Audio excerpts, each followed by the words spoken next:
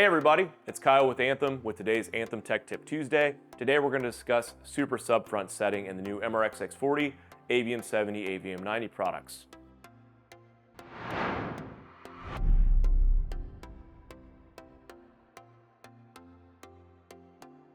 Many of you have reached out to us asking us why we don't offer subwoofer plus mains within our receivers and our processors.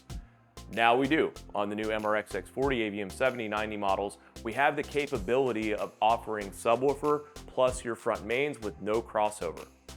If you would like to do that, what you'll do is you'll go into the menu system either on the front panel or through the web user interface, select the speaker profile that you would like to enable that feature on, and then go down to super subfronts.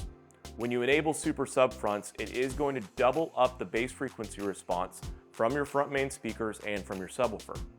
Typically, we don't recommend that, which is why there is a message listed in the web user interface when you hover over super subfronts, letting you know that it's not the most accurate representation of sound.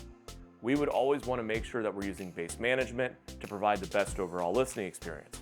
That said, if you have big, high-performance loudspeakers and you would like them to play those bass frequencies as well as the sub, you have the capability of doing so with super subfronts.